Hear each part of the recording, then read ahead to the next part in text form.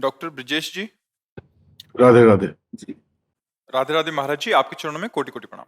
महाराज जी, प्रत्येक दिन में न्यूनतम कितना नाम जप करना चाहिए? हर श्वास।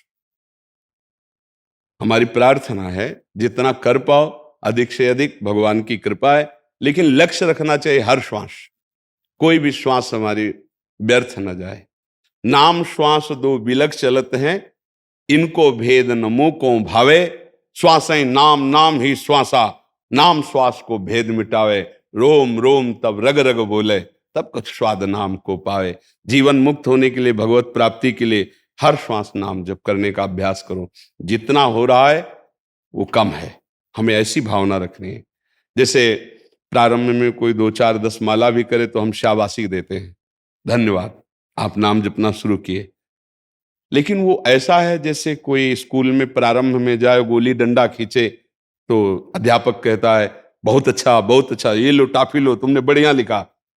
लेकिन वो साल भर अगर ऐसे ही करता रहे तो चाटा मारेगा वो कि इतना ही नहीं आगे भी है। तो वास्तविक हमारा लक्ष्य होना चाहिए हर श्वास नाम जप करना, क्योंकि जिस श्वास में हमारी मृत्यु होगी, अगर उस श्वास में नाम नहीं हुआ तो पता नहीं क्या चिंतन होगा। जैसे अंतिम समय हिरण का चिंतन हुआ भरत जी का। सब कुछ त्याग कर भजन के लिए आए थे और हिरण के बच्चे से मोह हो गया, तो अंतिम समय हिरण का चिंतन हो तो अगला जन्म हिरण का हुआ। तो हम हर समय नाम जप करेंगे, जो हमारी अंतिम श्वास होगी वो भगवत प्राप्ति करा देगी। अंतिम समय मुख से नारायण निकल गया पुत्र के बहाने तो भगवत प्राप्ति। तो हम इसलिए हर श्वास में, मान लो शौचालय में बैठे हैं, अब वहीं दिल फेल हो जाए फिर क्या होगा? तो हम उस समय भी अंदर ही अंदर जप रहे राधा राधा राधा राधा। क्या जाता है? हम हर कार्य करते हुए नाम जपने का अभ्यास करें तो नाम जप होने लगे। अभ्यास की कमी के कारण हमें बोझा लगता है, ये कैसे होगा? नहीं, हो जाएगा। अभ्यास से क्या नहीं हो सकता। देखो, एक प्राकृतिक चेष्टा है कि एक आदमी की आंख में पट्टी बांध दी गई, आसपास एक आदमी लिटाकर उसके तरबूज रख दिए और वो घन से उनको फोड़ रहा है कि एक आदमी से लिटा दिया गया, उसके आसपास नारियल या तरबूज रख दिए गए और जो फोड़ेगा उसकी आंख में पहले नमक डाला, फिर काली पट्टी बांधी और उसको घन से फोड़ रहा है। डर लग रहा था कि अगर चूक गया तो उसके हाथ पैर खोपड़ी कहीं लग जाए, लेकिन सब फोड़ दिए, कहीं नहीं लगा। क्या हुआ? अभ्यास। आंख मूंद के भी निशाना लगा देना अभ्यास। तो क्या हम अभ्यास करें तो भजन नहीं हो सकता हमारा? भगवान कहते हैं अभ्यास योग युक्तेन चेतसा नान्यगामिना। अगर अभ्यास करेंगे भजन का तो ऐसा एक दिन भजन होने लगेगा कि चित्त जाएगा ही नहीं। उठते बैठते चलते फिरते हर समय नाम चलता रहेगा। नाम चले हर समय, यही लक्ष्य है। जितना जप रहे हो धन्यवाद, और आगे बढ़ाने की कोशिश करते रहो। गणना मन लगाने के लिए है, फल प्राप्ति आप ऐसे ही बोले राधा, वो भगवान सुन रहे हैं। वो नाम आपका जमा है, आप गिनो या ना गिनो, वो फिर ही नहीं जाने वाला कि हमने गिना नहीं तो वो व्यर्थ चला गया, ऐसा नहीं है। अगर आप ऐसे ही राम राम बोल रहे, कृष्ण बोल रहे, हरि बोल रहे, वो आपका जमा हो रहा है, भागवतिक बैंक में जमा हो रहा है। अविनाशी फल देने वाला नाम है। समझ पा रहे? इसमें कोई संशय है आपको? जी। विनायक जी महाराष्ट्र से। राधे राधे जी। राधे राधे महाराज जी, आपके चरणों में कोटि कोटि प्रणाम। महाराज जी, जब कोई ब्रह्मज्ञानी महात्मा अपना स्थूल शरीर छोड़ता है तो उसका सूक्ष्म शरीर कहाँ जाता है? जीते जी वो जीवन मुक्त हो जाता, सूक्ष्म रहता ही नहीं। ब्रह्म ज्ञानी की बात है। स्थूल सूक्ष्म और कारण तीनों शरीरों का राग त्याग करके स्वरूप बोध में स्थित हो गया, वो तो जीते जी जीवन मुक्त है। बस शरीर छूट के जो ये पंचभूत तत्व है अपने आप में मिल गए, वो ब्रह्म स्वरूप है। उसको कहीं आना जाना थोड़ी है, वो तो आकाश की तरह व्याप्त है। उसको किसी लोकांतर में जाना आना ये कुछ नहीं होता। उस परम ज्योतिष स्वरूप आत्म स्वरूप में, वो अपने ही स्वरूप में लीन, उसका कहीं आना जाना नहीं होता। बस धातुएं धातुएं में मिल गई, वो धातु थोड़ी हो तो परमात्मा ब्रह्म स्वरूप है। जब ब्रह्म का बोध का मतलब अपने स्वरूप का बोध हो जाना, और उसमें 3 शरीरों का त्याग होता है, स्थूल शरीर, सूक्ष्म शरीर, कारण शरीर। जब कोई चिंतन ही न रह जाए, न सत न असत चिंतन, तो जो बचा वो अपना स्वरूप है। चिंतन चित्त के द्वारा होता है। जब चित्त के चिंतन का ही नाश हो जाए, कोई चिंतन नहीं, जो चिंतन रहित है वो ब्रह्म स्वरूप है। क्योंकि चिंतन होता है, हम चिंतन कर रहे हैं, चिंतन एक क्रिया है, और जिसका चिंतन हो रहा है वो, और जो चिंतन कर रहा है, 3 है ना, त्रिपुटी का लय हो गया। तब वो स्वरूप बोध होता है। चूंकि ब्रह्म ज्ञान शब्द बोला है इसलिए उसका न कहीं आना होता है, न जाना होता है, न मरना होता है, न जीना होता है। धातुओं से बना हुआ ढांचा धातुओं में मिल गया, प्रकृति की वस्तु प्रकृति में मिल गई, वो परमात्मा स्वरूप व्याप्त तत्व, जैसे सर्वत्र व्याप्त। वो कोई एक सीमा में शरीर में बंधा हुआ व्यक्तित्व तो नहीं रह गया, वो जीवन मुक्त ब्रह्म स्वरूप हो गया। ब्रह्म सर्वम खलमिदम, वो व्याप्त तत्व है, वो अपने स्वरूप में स्थित हो गया, उसका कहीं किसी लोक में आना जाना ऐसा नहीं होता। ब्रह्म ज्ञानी की बात। भक्त की गति दूसरी होती है, समझ पा रहे?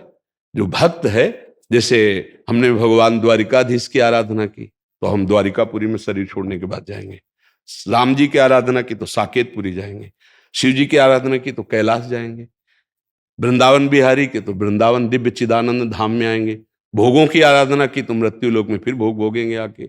ऐसे कर्म किए जैसे तो नरक जाओ यातना दे भोगो, ऐसे कर्म किए तो स्वर्ग जाओ सुख भोगो। अलग अलग कर्मों का हिसाब है, लेकिन ब्रह्म जो बोध है वो कैवल्य पद है, वो व्याप्त परम तत्व है, उसका कहीं आना जाना नहीं होता। वो जीवन मुक्त, जीवन मुक्त जीते जी, वो केवल चलता खाता पीता दिखाई दे रहा है, वो कुछ करता नहीं है।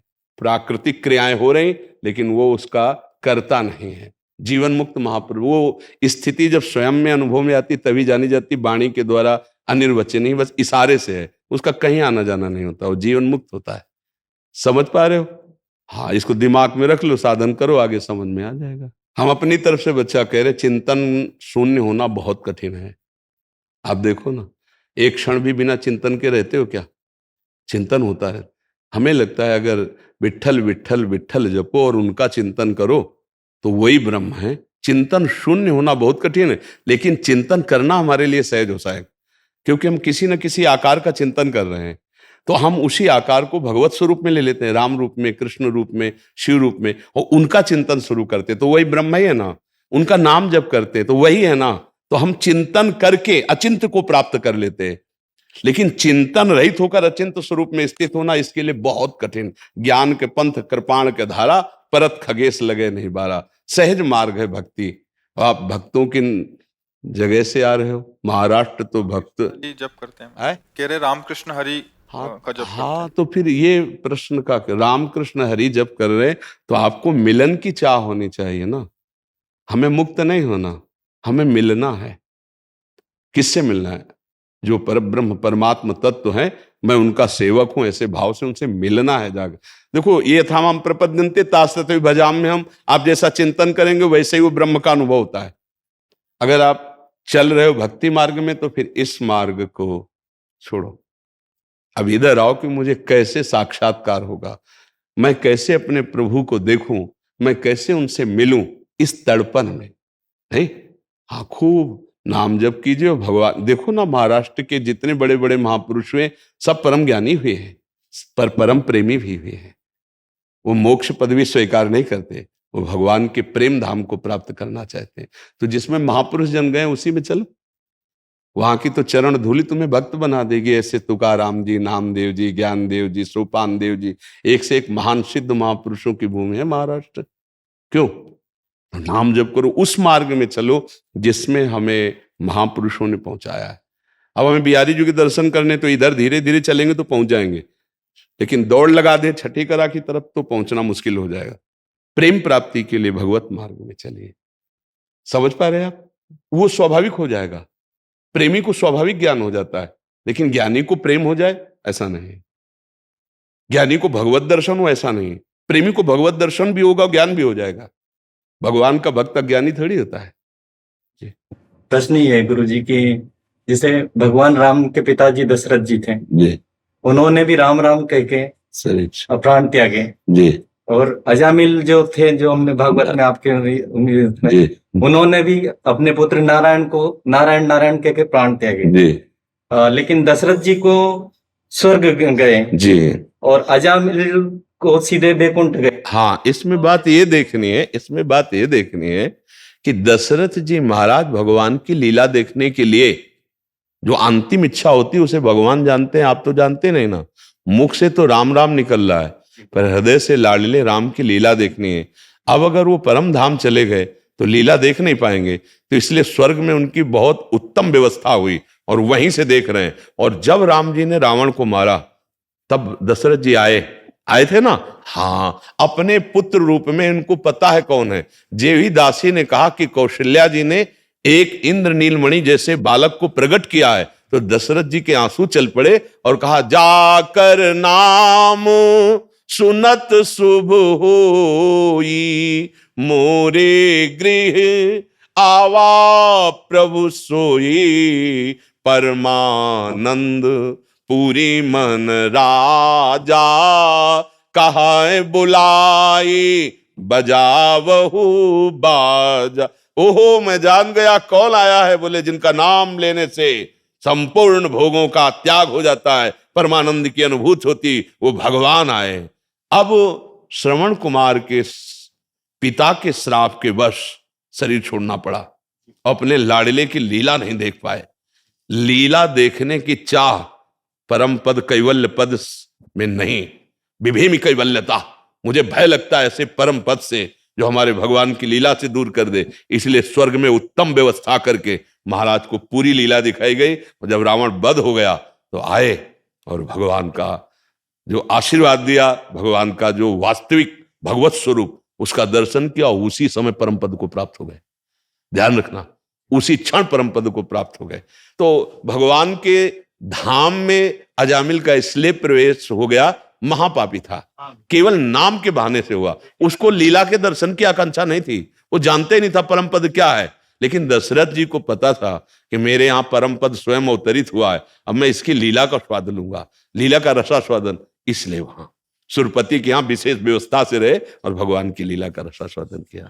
अनंताचार्य जी। जी। श्रीमन नारायण महाराज जी, श्री राधे। आपके चरणों में कोटि कोटि प्रणाम।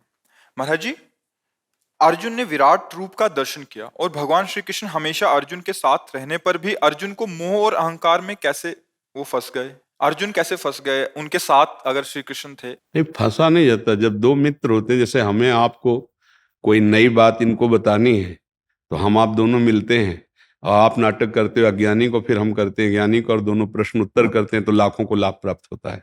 तो भगवान अविद्या का स्पर्श कभी अपने भक्तों के हृदय में नहीं होने देते, पर लीला करते हैं। जैसे कामाभिमानी कभी नहीं होना चाहिए कि मैं काम विजयी हूं, तो नारद जी को काम सता गया।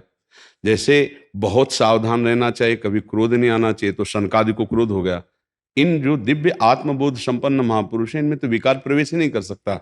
पर जैसे निर्विकार भगवान स्वयं विकार की लीला करते हैं। क्या भूख लगी है तो रो रहे मैया के स्तनपान के लिए, अगर उनके इस इच्छा में बाधा पड़ती है तो माट सब फोड़ देते हैं प्रभु।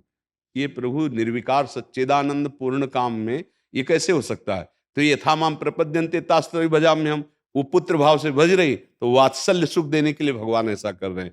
ऐसे ही भगवान के जो निज जन नर और नारायण के अवतार हैं, भगवान श्री कृष्ण और अर्जुन। अर्जुन पूर्ण काम महापुरुष, सिद्ध महापुरुष हैं। उनमें न क्रोध है, न ममता है, न अहम है। पर संसार के प्राणियों को क्रोध, ममता, अहम, काम से कैसे विजय प्राप्त हो, तो एक प्रश्न कर्ता बनता है। एक वो स्वांग रचते हैं अज्ञानी का, और एक परम गुरु का ज्ञान रखकर, वो दोनों एक ही हैं, वो उपदेश कर रहे हैं। उनमें किंचन मात्र अर्जुन को मोह नहीं। जैसे पूरी गीता सुनने के बाद अर्जुन ने स्पष्ट कह दिया था, नष्टो मोहा स्मृतिर्लब्धा त्वत्प्रसादान मया च्युता, मतलब मोह खत्म हो गया, ऐसा वर्णन कर रहे हैं। फिर जब द्वारिकापुरी में एक बार अर्जुन जी गए तो वहां एक ब्राह्मण के पुत्र प्रकट होते ही मर जाते थे। तो वो आकर के राज दरबार में रखता, बोला ऐसा तो कभी नहीं होता कि पिता के सामने नवजात शिशु की मृत्यु हो जाए, इसका मतलब राजा का दोष होता है अगर प्रजा को ऐसी गतियां प्राप्त होने लगे। अर्जुन जी बैठे थे, वो निंदा कर रहा था। अर्जुन जी ने कहा, मैं प्रण लेता हूं कि आपकी जो तुम्हारी संतान होगी उसकी मैं रक्षा करूंगा, यदि रक्षा नहीं कर पाया तो मैं चिता लगाकर भस्म हो जाऊंगा। भागवत में है। तो उस ब्राह्मण ने कहा, अर्जुन तुम व्यर्थ की बात क्यों करते हो? जहां भगवान श्री कृष्ण और बलराम जी विराजमान हैं वो हमारे बालक। तो उनका, मैं श्री कृष्ण और बलराम नहीं हूं, मैं गांडीव धनुषधारी अर्जुन हूं, जो प्रतिज्ञा करता हूं उसका पालन करता हूं। यहां शब्द में अगर दोष दृष्टि से देखे तो दोष हो गया, और भाव दृष्टि से देखे तो बहुत ऊंची बात कह दी। दोष दृष्टि से देखे कि मैं श्री कृष्ण बलराम नहीं हूं, मैं जो कहता हूं करता हूं मतलब मैं। अगर भाव दृष्टि से देखे तो बोले मैं श्री कृष्ण बलराम नहीं हूं, वो भगवान है। लेकिन भगवान अपना प्रण भूल जाते हैं, पर भक्त की वचन कभी नहीं टालते। मैं अर्जुन हूं, भगवान का दास हूं, दोनों भाव में उसमें। अर्जुन जी इसके लिए भगवान से अनुमति नहीं ली, स्वयं निर्णय कर लिया। गलत। जब हम अपना गुरु मानते, शिष्यस्ते हम साधिमाम प्रपन्नम, तो पूछना चाहिए भगवान से कि आदेश हो तो मैं रक्षा का संविधान करूं, लेकिन पूछा नहीं। क्या झलक रहा है यहां? इसके बाद पहली तो बालक जब पैदा होता था तो उसका 100 मिलता था। जो अर्जुन के पास आया और कहा प्रसव होने वाला है, आप रक्षा कर लीजिए, तो दिव्यास्त्रों के द्वारा जाल बांध दिया कि वायु भी जाएगी तो अर्जुन की आज्ञा से जाएगी। बालक प्रकट हुआ और अंतर ध्यान हो गया, 100 भी नहीं मिला, और धिक्कारने लगा कि हम कहते थे कि तुम रक्षा नहीं कर पाओगे। तो उनका अभी मैं हारा नहीं हूं। यमपुरी गए, आदेश किया कि अगर उस ब्राह्मण का बालक यहां लाया गया, उनका नहीं, बिल्कुल नहीं। क्योंकि प्रवेश, जैसे यहां भारत में कोई भी विदेश का आएगा तो पास पता है, सरकारी आदमी को पता है कि एक आदमी अमेरिका से आया हुआ है, एक हालैंड से आया। ऐसे पुरियों में है, जैसे यमपुरी है, तो कौन कौन से जीव गए उनका हिसाब किताब ऐसा नहीं कि सब ऐसे जा रहे हैं। बोले वो नहीं आया है, हर लोक में गए जहां तक अर्जुन की पहुंच थी, कहीं नहीं मिला। तब अर्जुन आए और कहा मैं चिता लगाकर भगवान ने फिर कहा, अर्जुन अभी तुम्हारा बल पूरा प्रयोग नहीं हुआ, तुम्हारा बल तो मैं हूं, चलो मैं दिखाता हूं बालक कहां है। फिर भगवान ऐसी जगह से गए जहां अर्जुन जा ही नहीं सकते थे, जल ही जल, अंधकार ही अंधकार, फिर तेज ही तेज, और वहां गए तो वहां एक श्री कृष्ण आसन पर विराजमान थे। बोले प्रणाम करो, ये भूमा पुरुष है। अर्जुन ने कहा, भगवान भी प्रणाम करे। तो उनका हम आप दोनों के दर्शन के लिए इन बालकों का अपहरण कर लिया था, ले जाओ इन बाल। अर्जुन की समझ में नहीं आया कि जो श्री कृष्ण हमारे पास है वो ये भूमा पुरुष कैसे बल करके बैठे हुए। अचिंत महाशक्ति भगवान जिस समय जिसको जैसा चाहे वैसा ही कर देते। अर्जुन में ना मोह है, ना काम है, ना अभिमान है। अर्जुन और भगवान दोनों लीला करके हमें लीलाओं का रसास्वादन, उपदेश का रसास्वादन, सिद्धांतों का रसास्वादन करा रहे। नहीं तो नर नारायण सिद्ध महापुरुष हैं, है ना। आप इनके पूर्व में देखिए तो इनमें संशय कैसे हो सकता है। जैसे नारद जी में काम का जागृत हो जाना, सनकादि में क्रोध का आवेश आ जाना, ये एक विनोद है भगवान का। जैसे जय विजय को संशय हो जाना और सनकादि को रोक देना, तो ये भगवान की लीला का विस्तार करना है। इसलिए ऐसा महापुरुषों के द्वारा होता है। वो निर्दोष ब्रह्म में स्थित महापुरुष है। समझ पा रहे जी। जिज्ञासा ये थी कि अर्जुन जैसा तपस्वी और ज्ञानी, सशरीर स्वर्ग जाने वाला जी, और विराट रूप का दर्शन होने के बाद भी अभिमन्यु की मृत्यु होने पर मोह हुआ। आप ये समझो, जनक जी जैसे परम ज्ञानी, जब कोई धनुष तोड़ने वाला नहीं मिला तो विलाप करने लगे कि मैं ऐसा, और जान रहे कि ब्रह्म बैठा। पहले विश्वामित्र जी से कहा, इन्हें विलोकत अति अनुरागा और बरबस ब्रह्म सुखई मन त्यागा। क्या ये वही है जिनका मैं, तो बोले हाँ सही पहचाना। फिर राम जी ने इशारे से कहा, तो उनका दशरथ जी के पुत्र है। मैं क्या नहीं जानते थे कि साक्षात ब्रह्म राम जी बैठे? पर क्या कह रहे, मैं ऐसा अगर जानता कि पृथ्वी वीरों से विहीन है और मेरी सिया कुंवारी रह जाएगी, कभी संकल्प ही ऐसा नहीं करता। और विलाप कर रहे थे। कौन? जो सुखदेव जी के गुरु हैं, परम ज्ञानी हैं। देखो जब स्वांग मिलता है तो उसको यथेष्ट किया जाता है, वैसे ही किया जाता है। ये ज्ञानी महापुरुष जन ये स्वांग कर रहे हैं। हाँ, हम स्वांग नहीं कर रहे, हम सत्यता मानकर संसार में बिलस रहे हैं, और वो स्वांग कर रहे हैं। जीवन मुक्त महापुरुष भी एक अज्ञानी का स्वांग करके लीला को प्रकाशित करते हैं। ये स्वांग है मायाकृत। जैसे भगवान सच्चिदानंद सौंदर्य माधुर्य निधि मत्स्य रूप धारण करते हैं, कच्छप रूप धारण करते हैं, वाराह रूप धारण करते हैं, चराचर जगत रूप धारण करते हैं। समझ रहे हो ना? वही आप में, वही अज्ञानी, वही पापी का नाटक, और वही पुण्यात्मा महात्मा का नाटक, वही शिष्य का नाटक, कोई गुरु का नाटक, सब नाटक। मत्ता परतरम नान्यत किंचिदस्ति धनंजय। वो अगर लीला करना चाहते हैं अपने आप से, तो हमको फिर ये नहीं देखना है कि उनमें ये कैसे आ गया, क्योंकि वही है। देखो, जो काम महापाप कराने वाला है वही भगवान का पुत्र बनता है, प्रद्युम्न अवतार है नहीं? महापाप होता है ना इससे, जिसको गीता में कह रहे हैं ज्ञानियों का नित्य बैरी है, मारो कभी ना अघाने वाला महापापमा, ये महापापी है। वही कौन है? प्रद्युम्न अवतार कौन? साक्षात कामदेव। यही महाराज हैं, अपने आप से अपने आप में खेल रहे हैं। पर हम लोग अपने आप को भूल करके देहाभिमान में विचरण करते हुए इसे सत्य मान रहे हैं। अब उसको मिटाने के लिए वो एक अज्ञानी और एक परम ज्ञानी का स्वरूप धारण करते हैं और उपदेश दे रहे हैं। ना अर्जुन में मोह है, ना ममता है, किंचन मात्र, पहले भी नहीं है, पहले भी नहीं है और बाद में भी नहीं है। लेकिन वो चाहें तो बड़े बड़े ज्ञानियों के हृदय में तत्काल क्षोभ पैदा कर दें, इसीलिए उनका नाम भगवान है। जैसे भगवान शंकर में कभी मोह जागृत हो सकता है क्या? वंदे बोधमयम नित्यम गुरुम शंकर रूपिणम, समस्त ज्ञानियों के गुरु भगवान शंकर। लेकिन महाराज भागवत में पढ़ना, मोहिनी अवतार का जब दर्शन किया, ये भगवान शंकर में नहीं है, पर ये भगवान की प्रचंड लीला का स्वरूप दिखाया, आकर्षण का। तो भगवान की लीलाएं पढ़ करके भक्तजन आह्लादित होते हैं, उनमें हम संशय नहीं करते हैं, क्योंकि वो जिसको जो स्वांग देते हैं वो पक्का वैसे निभाएगा। प्रभु आज्ञा जेहि का जस आही, सो तेहि भांति रहे सुख लाई। भगवान आज्ञा कर दिए, तुम अज्ञानी का रोल करो और हम इस महान सुखमय उपदेश को प्रकट करना चाहते हैं, तो अज्ञानी बनकर के वो लीला करते हैं, यद्यपि अज्ञानी नहीं है। समझ रहे ना? क्योंकि भगवान का जिनके हृदय में एक बार बोध हो जाता है, अज्ञान का वहां किंचन मात्र प्रवेश नहीं होता। नहीं स्वात्मा रामम विषय मृग तृष्णाम भ्रमेति, ये विषय मृग तृष्णा भ्रमित नहीं कर सकते।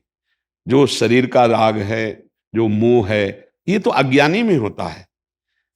अब अगर शरीर राग की तरफ हम दृष्टि अज्ञान की दशा में कहते हैं, तो अर्जुन जैसा परम धैर्यवान, देखिए स्वर्ग में जब अर्जुन जी गए तो सभा में उर्वशी जी मोहित हो गई अर्जुन जी को देख के, और अर्जुन जी ने उर्वशी जी को बड़ी एकाग्रता से देखा। ये देवराज इंद्र देख रहे थे। देवराज इंद्र सभा संपन्न होने के बाद गंधर्व को बुलाया, गंधर्वराज को, और कहा उर्वशी को अर्जुन की सेवा में भेजा जाए। तो भगवान नारायण की जंघा से प्रकट हुई ऐसी सुंदरी कि उनके बराबर कोई स्वर्ग में सुंदर नहीं। उर्वशी जी वायु मार्ग से जाती हैं और ऐसा स्वरूप उर्वशी जी का कि बड़े बड़े ऋषि मुनि मोहित हो जाए केवल देख करके। काम भी मोहित हो गया था नर नारायण को मोहित करने, तो काम भी मोहित हो गया था जब उर्वशी जी की रचना की, जाओ तुम क्या मोहित करोगे, ले जाओ, तुम्हारे स्वर्ग की शोभा बनेगी। उर्वशी जी अर्जुन जी को, धैर्य की बात बता रहा हूं, ज्ञान की धरा की बात बता रहा हूं, अर्जुन जी के पास गई। अर्जुन जी ने घुटने टेक कर प्रणाम किया। आग लग गई उन, क्योंकि वो दूसरे भाव से गई थी। उनका तुमने प्रणाम क्यों किया? बोले आप मां कुंती के समान हमारी बंदनी हो, ऐसे शब्द भी उच्चारण मत करना, क्योंकि मैं देवराज इंद्र की आज्ञा से तुम्हारी सेवा में उपस्थित हुई हूं। तो तुम क्यों देख रहे थे सभा में हमारी तरफ? बोले देख रहा था कि हमारे पूर्वजों की उत्पत्ति आपसे ही हुई है, तो आप हमारी मां के समान पूजनीय है, इसलिए देख रहा था। उन्होंने कहा सब बातें छोड़ो, मैं अप्सरा हूं, तो मुझे सेवा का अवसर दीजिए, क्योंकि देवराज इंद्र ने ऐसा, उन्होंने कहा ऐसा कदापि नहीं हो सकता, मैं कुंती मां के बराबर देखता हूं और ऐसा ही देखता रहूंगा। देवी आपके चरणों में प्रणाम करता हूं, आप कभी ऐसी भावना भी मत कीजिए। स्वर्ग में एकांत विलासिता के महल में उर्वशी जैसी अप्सरा आकर्षण कर रही हो, ऐसा महापुरुष अपनी निष्ठा से कैसा साप दे दिया, जा नपुंसक भाव को प्राप्त हो, लेकिन अपने धर्म से विचलित नहीं हुए। वो भगवान के साक्षात स्वरूप हैं। देवराज इंद्र के सिंहासन पर बैठते हैं, आधे पे देवराज इंद्र, आधे पे वो बैठे हुए अर्जुन जी, बराबर बैठे थे देवराज इंद्र के सिंहासन। और श्री कृष्ण जिनके सारथी बने हुए हैं, उनके ज्ञान में, उनकी भक्ति में, उनकी प्रेम में कोई कमी है क्या? तो जहां ज्ञान है, भक्ति है, प्रेम हुआ, मोह कैसे जागृत हो सकता है? मोह का तो किंचन मात्र अगर लेस होता तो उर्वशी जी में आकर्षण हो जाता, कदापि नहीं। इसका मतलब है लीला। जैसे आप प्रसंग पढ़ना, जब सत्यराजित का वध हुआ और भगवान हस्तिनापुर में सत्यभामा जी के साथ थे, वहां सूचना पहुंची तो सत्यभामा जी रोने लगी, मेरे पिता का वध हो गया, हाय है, तो भगवान भी रोने लगे। प्रसंग है। कि मैं तो बहुत विपत्ति में फंस गया, मेरे ससुर का वध हो गया, अब चल करके हम जरूर स्यमंतक मणि खोजेंगे, मारने वाले। लीला पुरुषोत्तम। जैसे यही बात भगवती अम्बा देख करके संशय खड़ा कर लिए थे, जो सबकी बुद्धि है। या देवी सर्वभूतेषु बुद्धि रूपेण संस्थिता। जब श्री राम जी हे खग हे मृग हे मधुकर श्रेणी तुम देखी सीता मृग नैनी, तो उनको लगा कि अगर सच्चिदानंद प्रभु हैं तो ये क्या, और भगवान शिव कह रहे जय सच्चिदानंद परम धाम की, तो उन्होंने कहा भगवान शिव प्रणाम करें और सच्चिदानंद कह के, और सच्चिदानंद का मतलब होता है त्रिकालज्ञ, और अगर त्रिकालज्ञ है तो पशु पक्षियों से पूछ रहे सीता जी कहाँ है, हे खग हे मृग हे मधुकर, और अगर ये पूछ रहे हैं तो अज्ञानी है, और अगर अज्ञानी होते तो भगवान सच्चिदानंद कह के क्यों प्रणाम करते। बार बार संशय, और उनका विलपना, और हे खग हे मृग हे मधुकर श्रेणी तुम देखी सीता मृग नैनी। सती जी बार बार संशय में डूबते, भगवान शिव ने बार बार समझाया। बड़े बड़े योगी मुनि जिनका ध्यान करते हो भगवान श्री राम है, ये लीला कर रहे हैं, प्रणाम कर प्रणाम। तो उनको नहीं, ये दशरथ राजकुमार हैं, हे खगमग ऐसा पूछ रहे हैं, पर जगत गुरु भगवान त्रिकालज्ञ शिव ये सच्चिदानंद कह रहे हैं, अगर भगवान है तो त्रिकालज्ञ होना चाहिए, और अगर त्रिकालज्ञ नहीं तो भगवान कैसे प्रणाम कर रहे हैं। असंशय मन भयो अपा। भगवान शिव ने समझाया, जो नहीं समझ में आया तब कहा जाओ परीक्षा ले लो जाकर के, तुम्हारे मन जो अति संदेह तो किन जाय परीक्षा ले हो। उन्होंने सोचा सीता जी की खोज कर अगर सीता बन जाऊं तो क्षण में बात पकड़ में आ जाएगी। तो लताओं की ओट से सीता जी बन के निकली, जे ही निकली तो कहा दशरथ पुत्र श्री राम आपको प्रणाम करता है, हे मां वृषभध्वज भगवान शिव कहां है। होश उड़ गए, मतलब ये है सीता, ऐसे नहीं। देखते ही कहा दशरथ नंदन राम आपको प्रणाम करता है, हे माता जिनकी ध्वजा में धर्म है उनको छोड़कर ये धर्महीन बात कैसे हो गई। इशारा यही किया कि वृषभध्वज भगवान शिव को छोड़कर आप ऐसे, अर्थात धर्म को त्याग कर ऐसा रूप कैसे धारण किया। अब तो घबरा गई सती जी, अरे ये तो सच्चिदानंद है। तत्काल आंख मूंद के, आप तो सब ब्रह्माकार वृत्ति जिधर देखे सिया राम लखन सिया राम सिया, आंख मूंद के भगवान शिव के पास गई। भगवान ने कहा परीक्षा ले ली, झूठ बोली। सोचो, आप विचार करो, भगवान की जब लीला का प्रादुर्भाव होना होता है तो ज्ञान समुद्र भगवान शिव जी को जानती नहीं, त्रिकालज्ञ हैं, तो उनसे झूठ बोलना किसको, सबकी बुद्धि की अधिष्ठात्री देवी अम्बा कहती कछु न परीक्षा लीन गोसाई और कीन प्रणाम तुम्हारा। जैसे आपने कहा था सच्चिदानंद पर धाम के जो हो प्रणाम किया था, वैसे ही जाके प्रणाम कर। भगवान शिव ने कहा मेरे समझाने से तो संशय नहीं गया, वहां जाके आप केवल प्रणाम करके आ गए, ऐसा हो नहीं सकता। तब देखो शंकर धरि ध्याना सती जो चरित कीन सब जाना, तो शिव संकल्प की न मन माही यही तन भेंट सती अब नाही।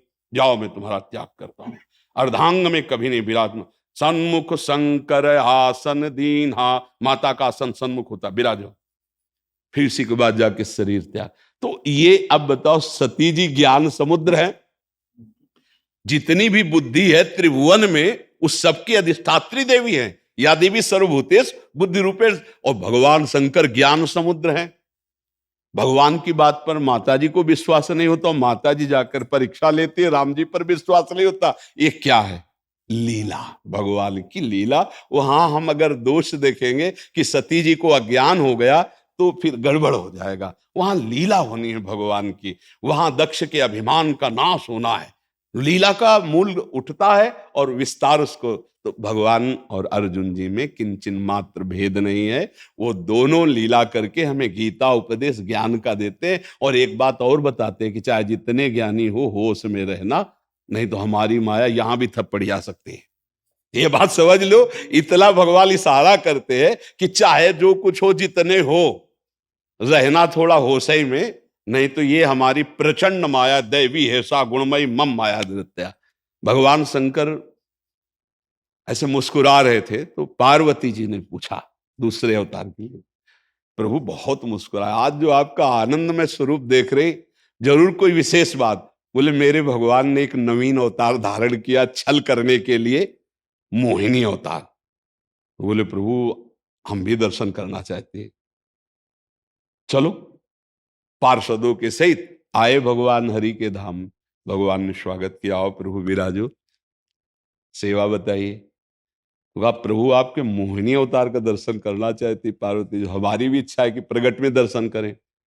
कहा देखो प्रभु उस अवतार की बात तो मत करो, वो तो समुद्र मंथन का अमृत छीनने के लिए मैंने मोहन अवतार, जिससे हम सबको मोहित कर सके, आप योगियों के लिए वो ठीक नहीं। वो नहीं प्रभु, जो जो अवतार हुआ सो हमने देखा है। बोले प्रभु हठ मत करो। बोले नहीं प्रभु दर्शन करना है। सामने से गायब हो गए प्रभु, अंतर ध्यान हो गए। अब अचानक अंतर ध्यान तो दृष्टि जाएगी ना इधर उधर। दृष्टि गई तो देखा लताओं की आड़ से एक गेंद ऐसे उछालते हुए वो सुंदर रूप। भूल गए कि अभी हमने भगवान से ही कहा था मोहिनी रूप दिखाना। माता भी पार्षद भी एकटक भगवान शिव दौड़ पड़े। भगवान हरि मुस्कुराते हुए कटाक्ष, आपस का विरोध है, दोनों एक ही तो है। कटा और इतना अंतर है कि एक हाथ से ज्यादा दूर ना हो, क्योंकि एक हाथ से दूर होगा तो परम ज्ञानी तुरंत बोध हो जाए। आखिरकार ऐसी जगह से दौड़ रहे थे जहां पद्मासन लगाए ऋषि लोग बैठे थे ना, ये भैया योगिंद्रो मुनिंद्रो के गुरु है ये, और किस रूप में दौड़ रहे हैं? आगे आगे भगवान मोहिनी रूप में, पीछे से भगवान शंकर। फिर ये लीला क्या भगवान शंकर को मोह सकता है? त्रिपुर सुंदरी भगवती अम्बा वामांग में विराजमान रहती है और उपदेश करते हैं किंचन मात्र मुंह। लेकिन ये हरि की लीला है, ये हरि की विवशता दिखाते हैं कि अगर भगवान चाहें तो अपने आप का कैसा लीला सृजन कर लेते हैं। क्योंकि शिव और हरि में इतना भी अंतर नहीं, वही हरि है वही शिव है, समझ रहे ना? तो अपने लोगों को तो अपने स्वामी, जैसे जमूरा जादूगर की हर चाल को जानता है।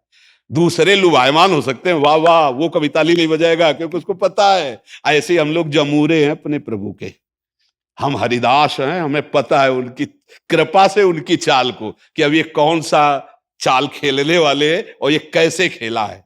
सोई जाने जे देव जनाई। तो अपने हरि की लीलाओं को गाते हैं, हरि की लीलाओं को निर्दोष दृष्टि से देखते हैं और उसका सुख रसास्वादन पाते हैं। किंचन मात्र कहीं पूर्ण में विकार नहीं है। जी, दास का तो इतने अर्जुन के माध्यम से ये था कि अर्जुन में मोह हुआ। हम लोग तो इतने कीचड़ में फंसे हुए, हम लोगों को नहीं हम लोगों को नहीं होगा। पक्की मटकी फोड़ करके कुछ नहीं बनाया जा सकता, और कच्ची मटकी फोड़ के सब कुछ बनाया जा। हम लोग कच्ची मटकी स्वीकार करते हैं ना, कारीगर बहुत जोर का है, वो ऐसा बल जो चाहे बना सकता है। आप समझो ये जो सिद्ध महापुरुष है ये लीला पात्र है, हम लोग बच्चा हैं, कच्चे हैं।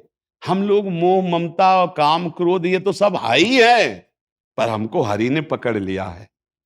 तो उनमें लीला के लिए मोह हो सकता है, लेकिन अपने में लीला के भी लिए नहीं होगा, क्योंकि हम कच्ची मटके हैं, हमारी सामर्थ्य नहीं। तो करो सदा तिनके रखवारी, जिम बालक राखे महतारी।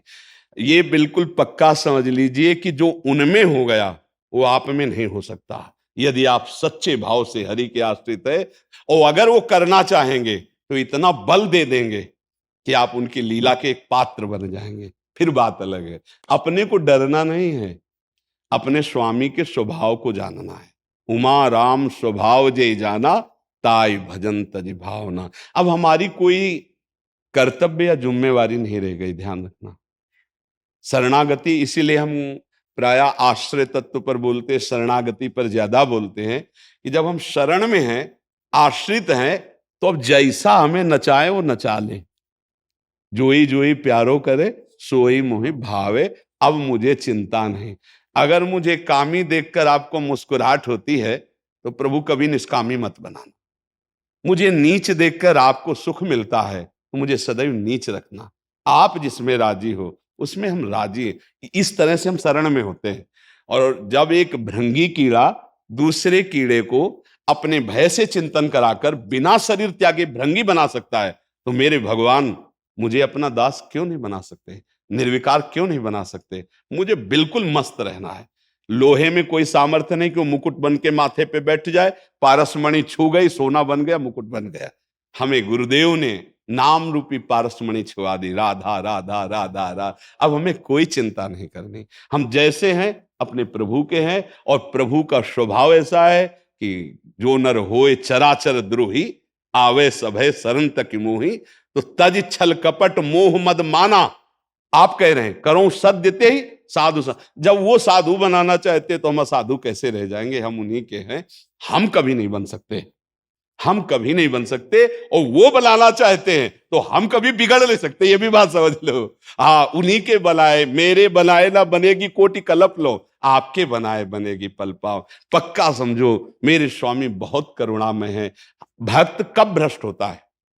जब उसमें साधना का अभिमान होता है। ध्यान रखना, भक्त को अगर कहीं पतन होता है तो उसका कारण उसका अभिमान होता है। यद्यपि सर्वनाश नहीं हो पाएगा, पर उसको घुटने टेकने पड़ेंगे, उसको एक बार मुंह की खानी पड़ेगी, और एक बार मुंह की खा के उसे रोना पड़ेगा, प्रभु बचा लो, तब कहेंगे आ जाओ।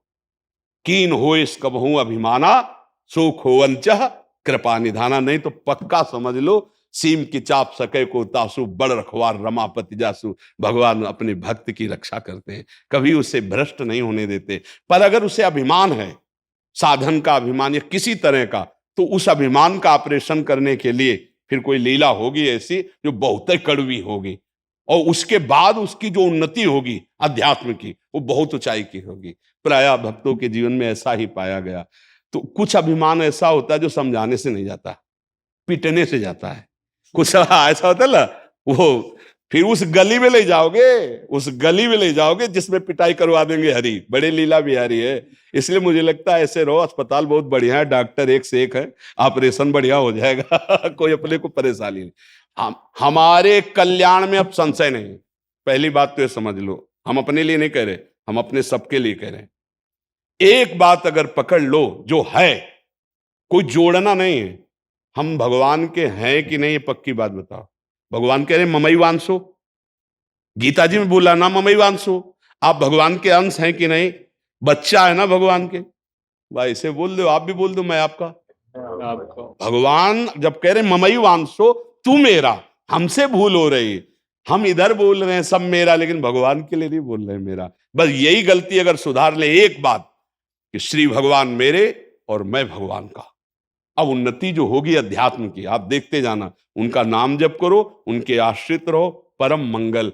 उनका ऐसा करुणामय स्वभाव, ऐसा दयालु, घोर वैश्यागामी भगवत प्राप्त हो गए, नीच आचरण हिंसा करने वाले ब्रह्म ऋषि बन गए, केवल भगवान का आश्रय, उनके नाम का जप। यार हम लोग क्यों नहीं हो सकते? गलतियां हो सकती हैं हमसे, पाप हो सकते हैं हमसे, क्या हम भगवान को प्राप्त नहीं कर सकते? क्या हम पाप को मिटा नहीं सकते? क्या हम अपना मंगल नहीं कर सकते? हमें बताओ, हम इतने कमजोर क्यों होते जा रहे हैं कि भगवान को प्राप्त करना बड़ी कठिन बात। कैसी कठिन बात? बाप को बाप कहना कठिन बात है? भगवान को प्राप्त करना कठिन बात है, संसार को छोड़ना। सबसे पहली बात समझो, भगवत प्राप्ति कठिन नहीं है। कठिन है जो हमने अपने को फांस दिया है ना, कि अमुक अमुक अमुक राग मोह ममता भोग वासना कामना, इनसे कठिन है। प्यारे, एक झटके में सब कट जाएगा। वो जरा सा ज्ञान देंगे, सब संबंध ढीले पड़ जाएंगे। भगवान का आश्रय जितना बन सके नाम जप करो, हो सके तो पाप ना होने पावे ऐसा आचरण करो, जीवन मंगल में हो जाएगा। हम भगवान की कृपा से कहते हैं, बहुत दयालु है, बहुत कृपालु है। हम सब उन्हीं की कृपा से चल रहे हैं। आज जो आप सुन रहे हो, आप जो समझ रहे हो, केवल उनकी कृपा का प्रसाद है, केवल कृपा का प्रसाद। वो कृपा हमारे ऊपर है, आपके ऊपर है। आपके ऊपर ना होती तो आप यहाँ आते नहीं, हमारे ऊपर ना होती तो हम बोल नहीं पाते। विचार करके देखो, हम दोनों कृपा से ही चल रहे हैं। उसी कृपालु का आश्रय लो। जहां कहीं पाप करने का मन हो तो उस समय भगवान को सामने देखो, वो देख रहा है। उनसे प्रार्थना, प्रभु आप देख रहे हो ना, मेरे से आपके विपरीत आचरण होने, नाथ आप देख रहे हो, प्रभु मुझे बल दो। वो तत्काल आपको बचाएंगे अगर सच्ची पुकार है। और पापाचरण ना हो, भगवान का नाम चल रहा है तो बहुत जल्दी लाभ मिल जाएगा। सच्ची कहते हैं, हृदय भक्ति का या अध्यात्म का फल जानते हो क्या होता है? हृदय में अखंड प्रसन्नता आ जाना, हृदय का निर्विकार हो जाना। ये फल नहीं है कि 4 लोग प्रणाम कर रहे हैं या संपत्ति मिल जाना। ये पापात्माओं के पास है, जो घोर पाप करते हैं। बढ़िया गाड़ियां हैं, परिवार है, बिल्डिंगें हैं, चार लोग उनको नमस्कार करते हैं, ये सब कुछ नहीं। द्वंद्वों पर विजय प्राप्त करके, विकारों पर विजय प्राप्त करके एक अद्भुत आनंद जिसको वाणी से नहीं कहा जा सकता, वो भक्ति का फल है, वो भगवान के भजन का फल है, और वो हम सबका अधिकार है। कोई भी हो, सबका, पुरुष नपुंसक नारीवा जीव चराचर कोई, सर्वभाव भज कपट तज मोय परम प्रिय। भगवत प्राप्ति के लिए कोई योग्यता की जरूरत नहीं। एक बात, आप मेरे, मैं आपका, सच्चाई से। तो जहां हमारा महत्व होता है वहां हमारा चिंतन होता है। जैसे कामी का कामिनी पे, लोभी का धन पे, ऐसे प्रेमी का अपने प्रीतम का चिंतन होता है। अंदर ही अंदर, अंदर ही अंदर नाम चल रहा है, कभी रोना आ रहा है, कभी पुकार हो रही है। यही आनंद है। परमानंद की जो अनुभूति होती है इसी से होती है। सब नाम जप करो, कोई नशा मत करो, गंदा आहार मत करो, और कैसी भी परिस्थिति हो टूटना मत। उस समय भगवान को याद करना, हे नाथ आपके आश्रित हूं, ये आपकी माया प्रचंड है, आप मुझे बचा लो। वो निश्चित बचा लेंगे। राधा वल्लभ लाल की जय। नीरज पहलवान जी। गुरुजी राधे राधे। गुरुजी, मैं पिछले 5 वर्षों से गांव में निःशुल्क कुश्ती अखाड़ा चला रहा हूं और बच्चों को खेल की भावना से, नशे से दूर और ब्रह्मचर्य का पालन करना सिखाने की कोशिश करता हूं। गुरुजी, आप मेरा मार्गदर्शन करें कि मैं कैसे बच्चों को राष्ट्रभक्ति और खेल भावना को बढ़ा सकूं उनके अंदर, ऐसा। हाँ, इसमें ब्रह्मचर्य प्रत्येक मार्ग के लिए बहुत सुंदर नींव है। चाहे वो गृहस्थ में जाए, चाहे किसी खेल में जाए, या किसी कार्य। गांव में पहले तो 10-20 पहलवान होते ही थे। अब समय बदल गया, इसलिए अब तो पैंट शर्ट दिखाई देती है, जांग और भुजा तो दिखाई नहीं देती है। क्योंकि बाल्यावस्था से मोबाइल और कुसंग, तो उनके अंदर संयम रह नहीं गया। तो बिना ब्रह्मचर्य के ये कोई भी मार्ग हो, पुष्ट होना बड़ा कठिन है। जैसे हमारी राष्ट्र सेवा में है, तो अगर ब्रह्मचर्य तो स्मृतिवान है, धैर्यवान है, बलवान है, तभी वो राष्ट्र सेवा में लग पाएगा। तो ब्रह्मचर्य की शिक्षा प्रायः जो विद्यालयों में शायद नहीं दी जाती। क्यों? हमें लगता है ना, विद्यालयों में ब्रह्मचर्य की तो शिक्षा नहीं दी जाती, और एक शिक्षा जुड़ गई है कि आप ब्रह्मचर्य छीण करें तो कोई हानि नहीं है, ऐसा डॉक्टर बताते हैं, और ऐसा उनको उपदेश मिलता है प्रायः। ऐसा जो उत्साह बढ़ाने वाले लोग हैं वो भी कहने लगे। सर्वनाश कर दिया बच्चों का। अभी 13, 14, 15, 16, 18 की अवस्था है, और वो अन्य क्रियाओं द्वारा अपनी जीवनी शक्ति का नाश करने लगे। तो ये तो बहुत धन्यवाद का विषय है कि आप उनको बैठाल करके ब्रह्मचर्य के विषय में बताएं। और ब्रह्मचर्य के लिए व्यायाम अति आवश्यक है। जैसे बिल्कुल सीधे देहाती व्यायाम, दंड बैठक, अगर आप ठीक से ब्रह्मचर्य नहीं रहेंगे तो आप इसका जोरदारी से पालन नहीं कर पाएंगे। मान लो 500 बैठक लगाए और 100-200 दंड लगाए, तो अपने आप आपका वीर्य जो है वो संचय होने लगेगा। क्योंकि इच्छाओं का दमन होता है। जब हमारी इंद्रियां शिथिल होती ना मेहनत से, तो इच्छाओं का दमन होता है। और जब ऐसे ही खाते हैं इधर उधर का भोजन और कोई व्यायाम नहीं, तो इच्छाएं प्रबल होती हैं। तो ऐसा बहुत सुंदर है, आप नवीन बालकों को ब्रह्मचर्य की शिक्षा दीजिए। और व्यायाम अत्यंत आवश्यक है प्रत्येक जीवन में। आज जो चेहरे पे चमक नहीं है, आज जो शरीर स्वस्थ नहीं, तो क्या भोजन नहीं खा रहे? क्या नहीं, सब खा रहे, पर व्यायाम नहीं कर रहे, संयम नहीं है। इसके कारण न चेहरे पे तेज है, न बुद्धि में प्रकाश। बुद्धि चतुर है पर उसमें ज्ञान का प्रकाश नहीं है। खूब खा पी रहे हैं पर शरीर में बल नहीं है, अध्यात्म बल नहीं, क्योंकि काम आदि ने शरीर को नष्ट कर दिया है, विकारों ने शरीर पर आक्रमण कर दिया है। तो ये तो बहुत अच्छा है, आप नौजवानों को शिक्षा दीजिए ब्रह्मचर्य की। और परोपकार जैसा कोई धर्म नहीं है, दूसरों का उपकार करना। ऐसा ही पुरुष राष्ट्र सेवक और समाज सेवक होगा, परोपकार जो करना सीख जाए। आज अपने माता पिता की सेवा तो करते नहीं, राष्ट्र सेवा के लिए कैसे भावना बने? सयाने हो जाते, पढ़े लिखे हो जाते, धन कमाते हैं, अब उनको लगता है माता पिता भार हैं, उनको छोड़ देते हैं। प्रायः कोई बिरले ऐसे पुत्र हैं जो अपने वयोवृद्ध माता पिता की सेवा करें। हमें लगता है उनको बैठकर शिक्षा देनी चाहिए कि माता पिता की सेवा, परिवार की सेवा, समाज की सेवा, राष्ट्र की सेवा, इसी से भगवान प्रसन्न होते हैं। अगर हम मंदिर में पूजा करें और बूढ़े माता पिता भूखे बैठे रहे, तो भगवान कोई सेवा स्वीकार करने वाले नहीं, क्योंकि साक्षात प्रभु उनके हृदय में बैठे हैं। उस समय वो असमर्थ है, उनकी सेवा करनी चाहिए। अगर अपने माता पिता की सेवा कर रहे हो तो राष्ट्र सेवा हो रही, क्योंकि वो राष्ट्र के एक सदस्य है, समाज के एक सदस्य है, परिवार के एक सदस्य हैं और भगवान की भी सेवा हो रही, क्योंकि सबके हृदय में भगवान विराजमान है। तो ये बहुत उत्तम बात है। दो बातों से नवीन पीढ़ी को बचाया जाए, पहला व्यभिचार से जिससे ब्रह्मचर्य, और दूसरा आहार से। जो गंदे आहार हैं वो कभी बुद्धि को शुद्ध नहीं होने देंगे। पवित्र आहार और सात्विक आहार किया जाए तभी हमारा बल। देखो गांव में जो हमने देखा है, गाय का दूध गाय का घी खाते थे, सीधे बाजरा और चना की रोटी खाते थे, 2.5 लीटर 5 लीटर घर में माठा सबके होता था, मठा, और ऐसा बल होता था कि देखने लायक शरीरों में रहता था। हमने देखा है अपने पिता परिवार आदि को, कभी कोई निषिद्ध पदार्थ मतलब प्याज लहसुन का भी प्रवेश नहीं था, क्योंकि ऐसे कुल। तो जिन लोगों को यह दिमाग में बैठ गया है कि मांस भक्षण करने से ही शरीर पुष्ट होगा, तो मैं प्रार्थना करता हूं चर्बी बढ़ सकती है, लेकिन तुम्हारे अंदर मनोबल उस कोटि का नहीं होगा, क्योंकि दूसरे की हिंसा करके अपने शरीर का पोषण करने वाला बलवान नहीं हो सकता। बलवान होता दूसरे की रक्षा करके, अपने को कष्ट में रख करके, फिर वो महाबलवान होता है। कुछ दिन की बात है, इसके बाद फिर वो काम में नहीं आता शरीर, क्योंकि इस तरह से जो हम अधर्माचरण करेंगे वो आगे जाके बुढ़ापे में शरीर ऐसा फैल जाएगा कि लघुशंका और शौच के लिए भी सहयोग की जरूरत पड़ेगी। फिर पहलवानी किस काम की अगर हमें किसी और का सहयोग लेना पड़े। पवित्र भोजन, पवित्र आचरण और समाज सेवा। समाज सेवा में पशु पक्षी भी आते हैं। हमारे यहाँ पशु पक्षियों की भी पूजा की गई है, सब में भगवान की भावना की गई। आज जो हमारी समाज में मांस भक्षण चल गया है, चाहे तलवार की नोक पर गाय का मांस चखाया जाता था धर्म भ्रष्ट करने के लिए, आज पैसा लगाकर खाते हो, पूछते हो कहाँ का है।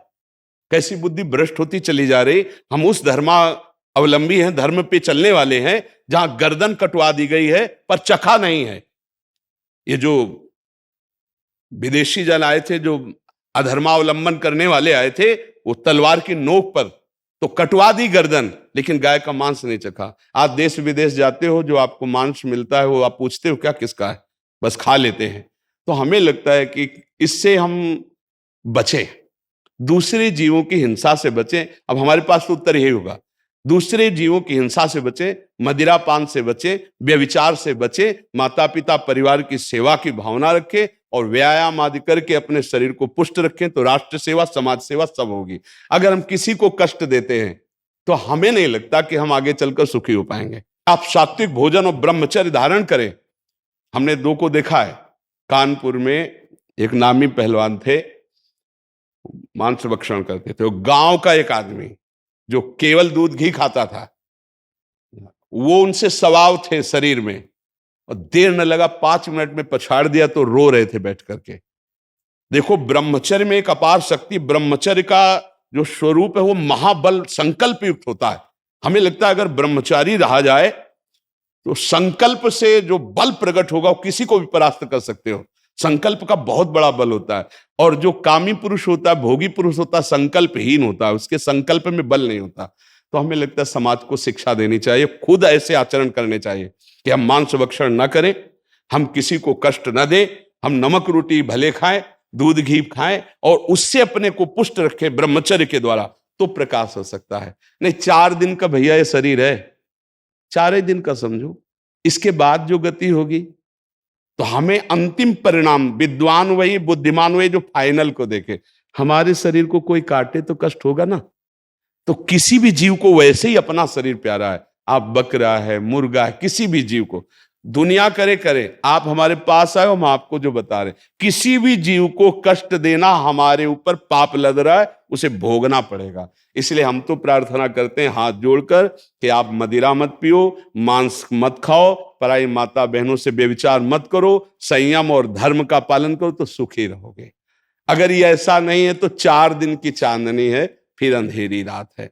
ये शरीर कब कैंसर हो जाए, कब किडनी फेल हो जाए, कब एक्सीडेंट हो जाए, हमारा कर्म घटना रूप धारण करता है। कभी डंडा लेके कर्म नहीं आता, कर्म घटना रूप बनता है। अरे बोले बहुत अच्छे पहलवान थे, जा रहे थे, एक्सीडेंट हो गया, अब वो फैल गया, शरीर नष्ट हो गया, बोले अमुक रोग हो गया।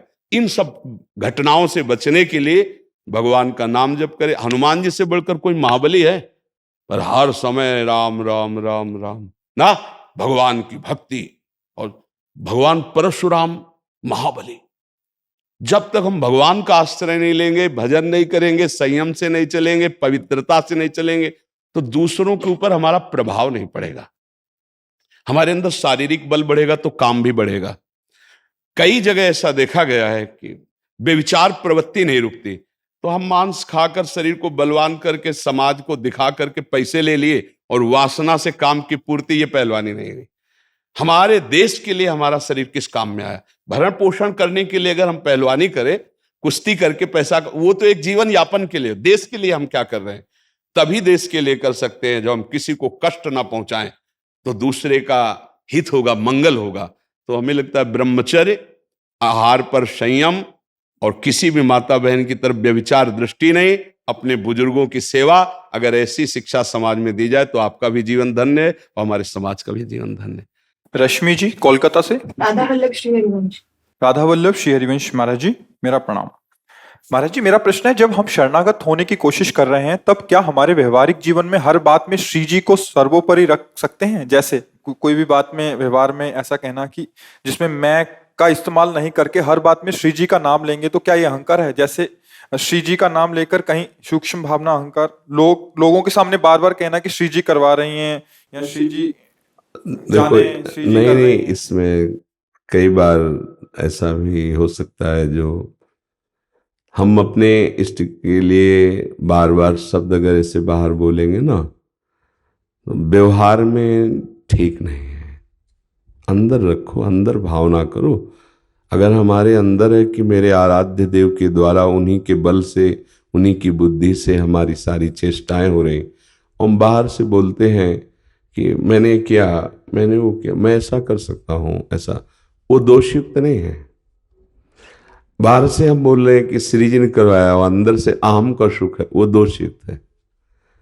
श्री जी अंदर की बात देखते हैं। अच्छा, बाहर बार बार ऐसा बोलने से व्यवहार में श्री जी ऐसा कर देंगे, इतना तप है हमारे अंदर कि हम जो सामने बोल कि अगर ऐसा हो जाए तो हाँ श्री जी कर देंगे, नहीं बोलना।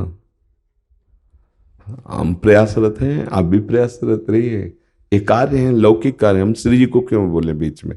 जो संत जन हैं, जिनका एक ही उद्देश्य है परमार्थ, वो व्यवहार में भी ऐसा बोलते हैं।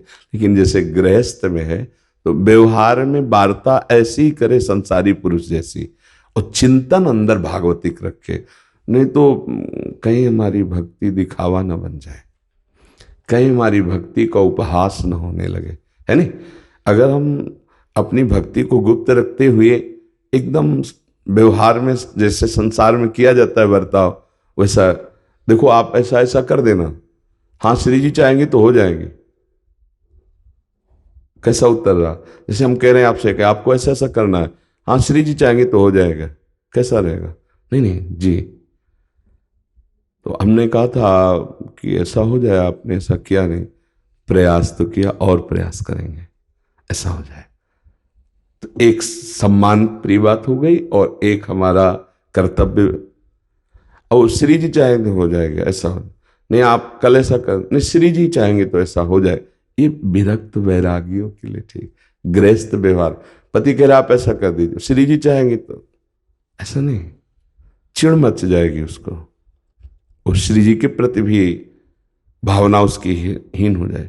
हर बात को आप उसमें टाल देते हैं, हर बात को उस पर जोड़, ये हर बात अंदर से जोड़ लें। बाहर से हम कह रहे हैं कि ठीक है ऐसा करेंगे, और अंदर से चल रहा है श्री जी हमें बल देंगी, ऐसा हो जाएगा। अगर नहीं हुआ तो श्री जी का विधान था, नहीं हुआ तो हम यही कहेंगे क्यों नहीं हुआ, गलती पड़ी, हम आगे से सुधार करेंगे। हम क्या कहें, गलती हुई, आगे से सुधार करें।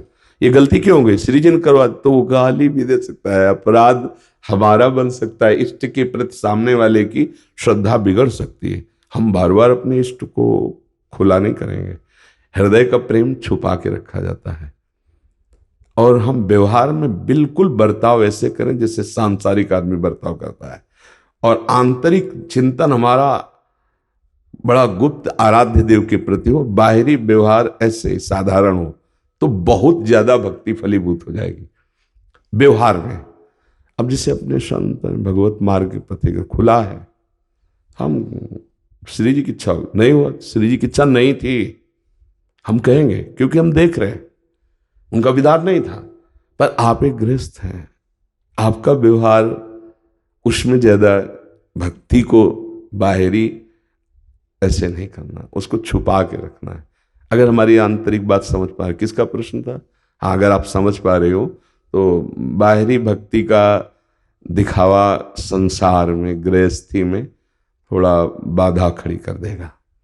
आंतरिक राधा राधा जप रहे, बाहर से बिल्कुल वैसे ही सब सेवा करे। कई बार जो माताएं बहनें शरणागत हैं, तिलक कंठी सेवा विराजमान किए, तो उनको कहा है कि यदि आप सुबह मंगला सेवा करने के लिए बैठे हैं, पति को ऑफिस जाना है, बच्चे को स्कूल जाना है, आप तीनों सेवाओं में प्रधानता ना पे की। प्रधानता क्या है?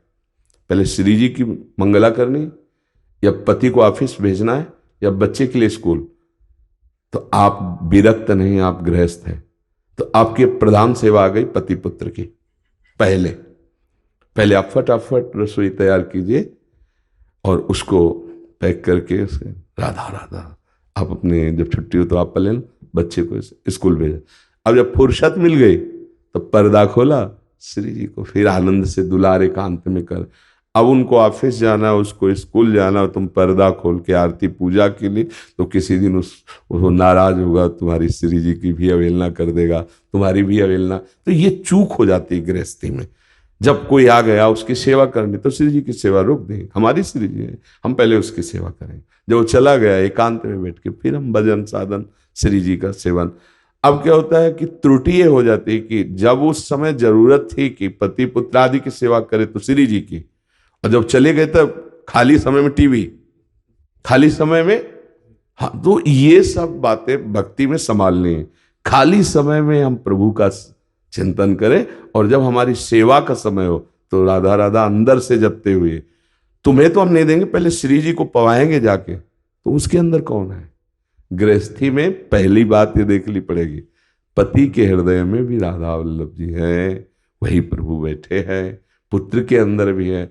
अब वो पुत्र के रूप में कह रहा मुझे लाओ भूख लगी, बोले नहीं तुम नहीं लो, भाव राधा राधा राधा, अंदर से भाव किया, हे नाथ, जैसे आप वहां लकड़ी के सिंहासन में हम भावना करते कि आप पर, तो यहाँ मेरे बेटे के हृदय रूपी सिंहासन में भक्ति करो ना, तो उसको बहुत छोटी स्तर की ना बनाओ, एक बड़े स्तर की बनाओ। कोई जान ही ना पावे कि आप कितने महान भक्त हो। चिंतन असाधारण और क्रियाएं साधारण। अब किसी भक्त से पूछो जो इस विषय को नहीं, बिना श्री जी को भोग लगा हम बेटे को कैसे दे सकते हैं, पति को कैसे दे? अब वहां झगड़ा शुरू, तो ये भोग श्री जी पा रहे, ये भक्ति हो रही। जिस घर में भक्ति को लेके झगड़ा हो रहा है वो भक्ति हो रही? मुझे तो नहीं लगता कि भक्ति झगड़ा कराती है, नहीं। और जब आप भगवत भाव करोगे तो सच्ची में राधा वल्लभ जी पति के हृदय में पाते हुए नजर आएंगे, आपको दिखाई देगा। वाह, अभी तक तो हम केवल सिंहासन में प्रभु को समझती थी, अब सब में प्रभु। अगर हमारा प्रेम वास्तविक प्रभु के प्रति है तो पूरा परिवार तुम्हारी बड़ाई करेगा और पूरा परिवार तुम्हारे प्रति प्रेम भावना करेगा, क्योंकि आप सब में, सास में, ससुर में, पति में, पुत्र में, सब में प्रभु को देख रहे हैं। उनके द्वारा दी गई प्रतिकूल बातें हमारे ऊपर असर नहीं करेंगी, क्योंकि हम प्रभु को देख रहे हैं। ये उत्तम भक्ति। हम व्यवहार में ऐसे शब्दों का प्रयोग गृहस्थी में होते ही न करें। विरक्ति में तो ठीक है कि प्रभु, पर व्यवहार में फिर बड़ा निषेधात्मक लगेगा। हमारी इच्छा है कि आप ऐसा ऐसा कर दें, हाँ श्री जी चाहेंगे तो हो जाएगा। अब ये उत्तर वो कैसे समझेगा सामने वाला? नहीं, हम जो कहा सुना तुमने कि नहीं, वो कहे हमने कहा श्री जी को, वो फिर अपमानजनित बात होगी, भक्ति का उपहास हो जाएगा। हाँ बिल्कुल, आप जो कह रहे हैं वो हम ऐसा ही करेंगे। नहीं हो पाया तो हमें नहीं कि श्री जी की इच्छा नहीं थी, नहीं मेरी गलती हो गई या सावधानी हो गई, आगे से मैं फिर सुधार। ऐसे शब्दों में क्या दलिद्रता, कंजूसी शब्दों में। इतने मृदु शब्द बोलो, इतने सजा के बोलो, सामने वाले को सुख प्रदान करे, तभी तो भगत है। परुख वचन, कठोर वचन, दुख देने वाले वचन, तो वो अच्छा नहीं होता। तो हमें लगता है ऐसा सुधार पूर्वक हम चले कि हमारी गृहस्थी में किसी को पता भी न चले कि हम किस भाव के हैं